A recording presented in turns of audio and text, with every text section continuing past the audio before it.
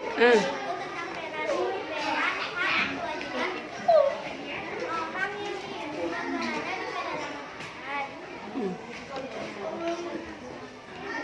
Nama kelompoknya. Kelompok Flora. Nama anggotanya siapa saja? Saya Zia. Terus sebelah.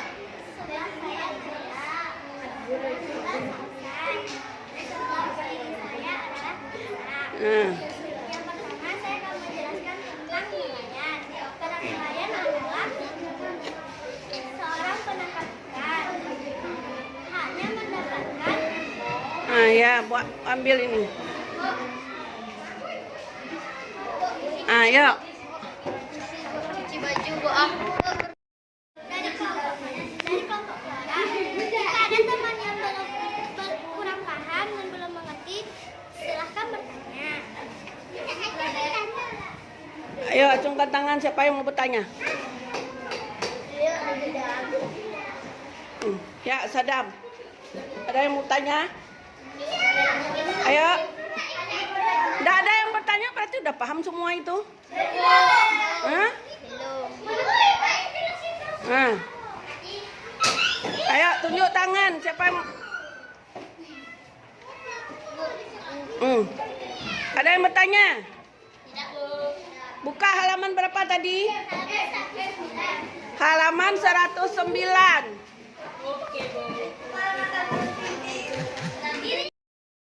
Jika teman-teman yang lain yang ini juga mungkin ada yang tidak mengerti, silakan bertanya. Ada yang mau ditanyakan? Apakah ada hak kamu yang belum terpenuhi dari yang disebutkan oleh kelompok toleransi?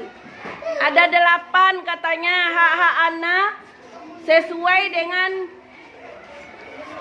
Peraturan Pemerintah Nomor 28 Tahun 1990.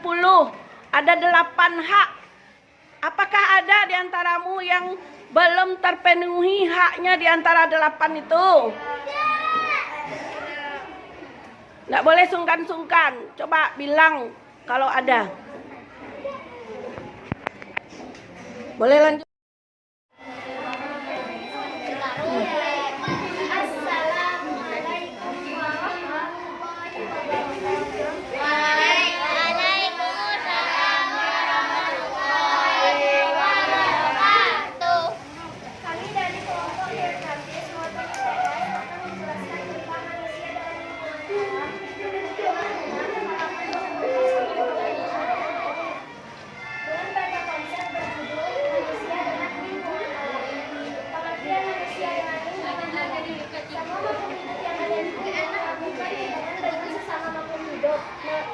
Maupun dengan lingkungannya.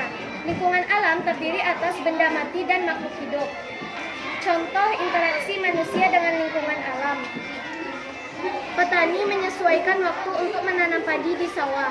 Nelayan menyesuaikan waktu untuk menangkap ikan di laut. Petugas kebersihan membersihkan lingkungan alam. Akibat baik dari interaksi manusia dengan lingkungan alam. Yang pertama, mendapatkan lingkungan yang bersih dan terawat. Yang kedua, juga tidak mudah terkena penyakit karena adanya lingkungan yang bersih. Akibat buruk dari interaksi manusia dengan lingkungan alam. Yang pertama, merusak kehidupan lingkungan alam di sekitarnya. Yang kedua, jika lingkungan sekitar tidak bersih, kita akan mudah terkena penyakit. Jenis interaksi manusia dengan lingkungan alam. Yang pertama, interaksi manusia dengan makhluk hidup lainnya dan interaksi manusia dengan benda mati. Sekian dari kelompok kami. Jika ada yang ingin bertanya, silakan. Terima kasih untuk kelompok geografis telah menjelaskan tentang lingkungan alam. Saya ingin bertanya, apakah manusia bisa hidup tanpa lingkungan alamnya? Terima kasih Pak Im atas pertanyaannya. Teman saya Rara akan menjelaskannya. Tidak bisa hidup tanpa lingkungan alam karena lingkungan alam mempunyai banyak manfaat untuk manusia hidup.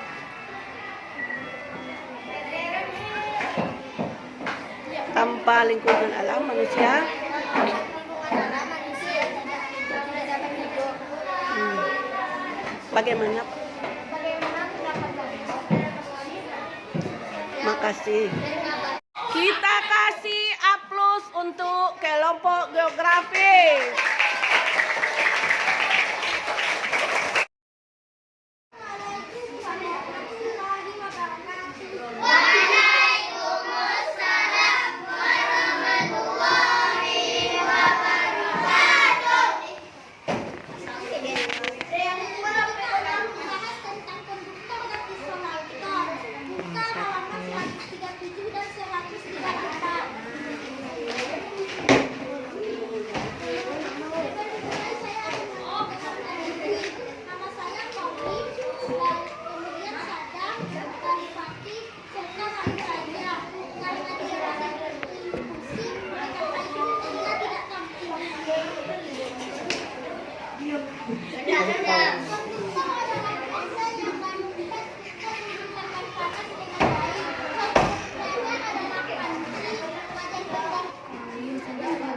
Yang kedua ada isolator. Isolator adalah benda yang tidak dapat menghantarkan panas dengan baik. Contohnya adalah sapu tangan, sendok kayu, dan keranjang rotan. Apa itu konduktor? Katanya. Konduktor adalah yang saya tidak Apa itu konduktor? Benda yang dapat menghantarkan panas dengan baik. Isolator. Isolator apa itu?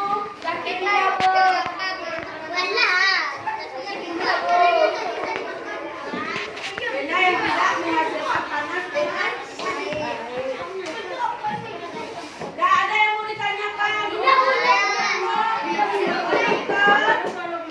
mari kita kasih aplaus untuk kelompok.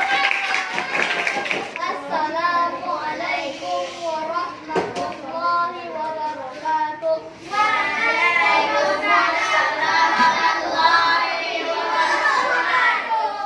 Kami dari kelompok fisika akan menjelaskan tentang muatan kita. Perkenalkan dulu, nama saya Fayat, Hinza, Fatmi, Suci, dan Kosan. Pertama, konduksi. Konduksi adalah perpindahan secara hantaran, yaitu perpindahan kalor tanpa memindahkan zat perantaranya. Contoh, tutup pandusi menjadi panas saat menutup redusan air. Knalpot motor menjadi panas saat mesin dihidupkan. Mentega yang dipanaskan jadi meleleh. 2. Konveksi. Perpindahan kalor yang disertai dengan zat perantaranya. Bukan penghantar kalor yang sangat baik atau isolator. Bisa terjadi pada zat cair dan gas, mengakibatkan terjadinya angin barat dan angin laut. Konveksi secara ilmiah terjadi pada angin laut dan angin barat. Konveksi secara paksa pada sistem pendingin mesin radiator, pada mesin mobil. Contoh, tungku pabrik yang biasanya dipasang cerobong asap, selalu ada tarikan oleh udara ke atas. Saat merebus air, terjadi gerakan naik dan turun air. Gerakan balon udara, asap cerobong pabrik yang membumbung tinggi. 3. Radiasi. Radiasi adalah perpindahan kalor tanpa medium atau perantara dan biasanya disertai cahaya. Contoh-contoh radiasi. Ketika menghadapkan telapak tangan pada bola lampu yang menyala atau saat duduk di dekat api unggun. 2. Panas matahari sampai mendidih walaupun melalui ruang hampa. 3. Menetas telur unggas dengan lampu. 4. Pakaian menjadi kering ketika dijemur di bawah terik matahari. Sampai di sini penjelasan saya. Penjelasan kami. Bagi teman-teman yang belum masih paham, silakan bertanya ke kami. Ya, perlu diulang contohnya. Yang konduksi apa saja contohnya? 1. Tutup panci menjadi panas saat menutup rebusan air. Ya, yang kedua. Knalpot motor menjadi panas saat mesin dihidupkan. 3. Mentega yang dipanaskan jadi meleleh. Yang lain, contoh kemarin apa yang kita praktekkan? Konduksi. Contoh konduksi yang kita praktekkan kemarin masih ingat? Apa? Yang dipraktekkan apa? Konduksi. Memanaskan baku. Ya, Memanaskan baku dengan lilin lalu baku menjadi panas. Iya.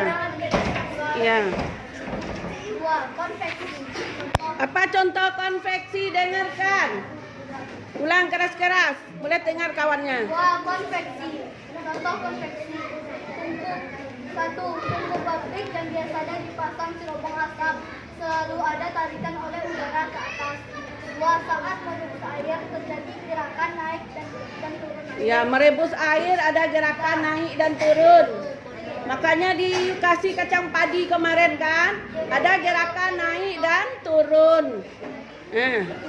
Gerakan balon udara. Gerakan balon udara. Balon udara ditarik ke bawah, dia akan naik ke atas. Itu kan. Nah, lanjut. Apalagi contohnya? Asap cerobong pabrik yang membumbung tinggi. Iya, asap cerobong pabrik. 3. Lanjut, radiasi. Terus, apa contohnya? Contoh radiasi. 1. Ketika menghadapkan telapak tangan pada bola lampu yang menyala atau saat duduk di dekat api unggun. Ya, api unggun. Ya. 2. Panas matahari sampai ke bumi walaupun melalui ruang hampa. Ya, panas matahari sehingga dapat mengeringkan pakaian kemarin kan, praktek kita basahkan sapu tangan, kemudian kita jemur di terik matahari. Dalam jangka waktu setengah jam, sapu tangan tadi kering kembali. Itu menandakan praktek tentang radiasi. Radiasi itu apa? Apa itu radiasi?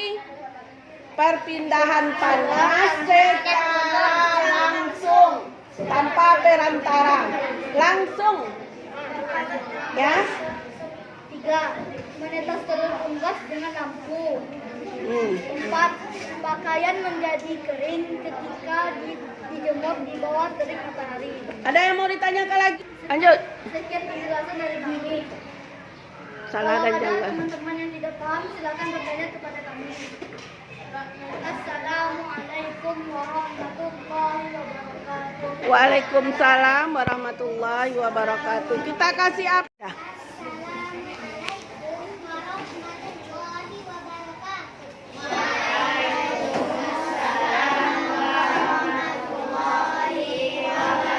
Kami dari kelompok persatuan ingin menjelaskan tentang hak dan kewajiban warga negara Indonesia. Buku tema halaman 100, buku tema 6, halaman 100 sampai halaman 101.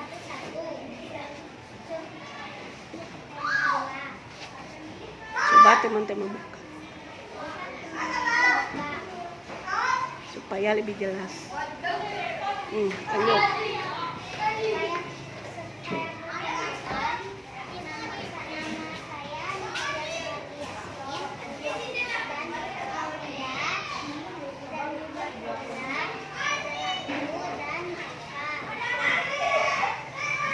Kewajiban WNI. Pertama, setiap warga negara wajib membayar pajak dan retribusi yang umum. Yang kelima, setiap warga negara wajib untuk serta dalam pembangunan untuk membangun bangsa agar bangsa kita bisa berkembang dan maju ke arah yang lebih baik.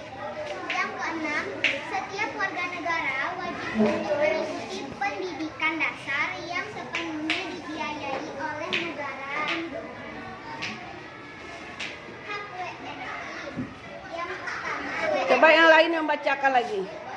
Yang lain membacakan. Reza bacakan lagi.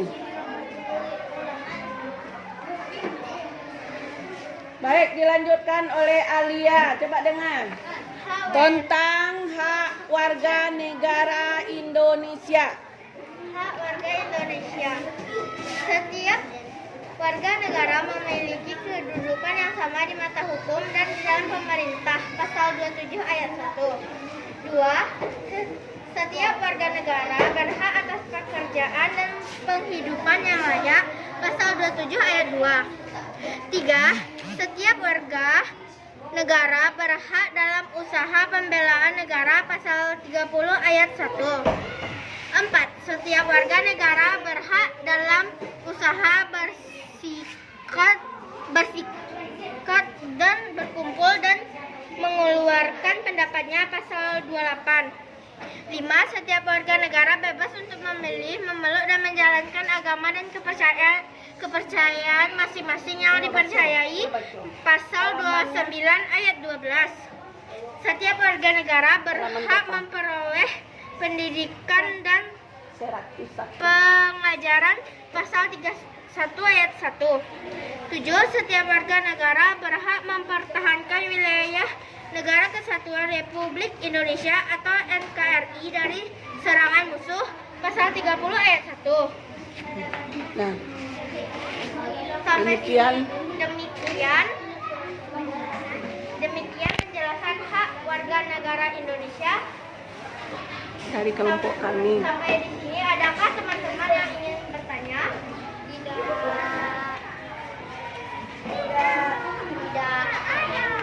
Tidak.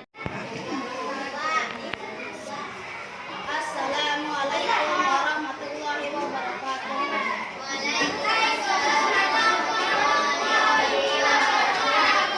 Kami dari kelompok puisi akan menjelaskan muatan PPKN tema 6 halaman 32 tentang konvensi hak anak. Konvensi hak anak. Paragraf 1. Anak-anak merupakan generasi penerus cita-cita perjuangan sebuah bangsa. Oleh karenanya kebutuhan untuk tumbuh dan berkembang dalam kehidupan anak harus dilakukan.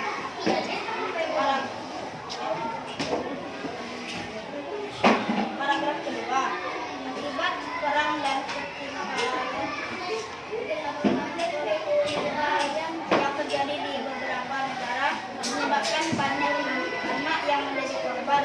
Hak mereka terabaikan sehingga menjadi korban kekerasan. Paragraf ketiga. Pertama, hak untuk melestarikan dan Nah, kesimpulan aja langsung. Keraskan. Yang lain tolong diam. Keraskan suaranya. Konvensi hak anak merupakan sebuah dokumen yang dibuat oleh Perserikatan Bangsa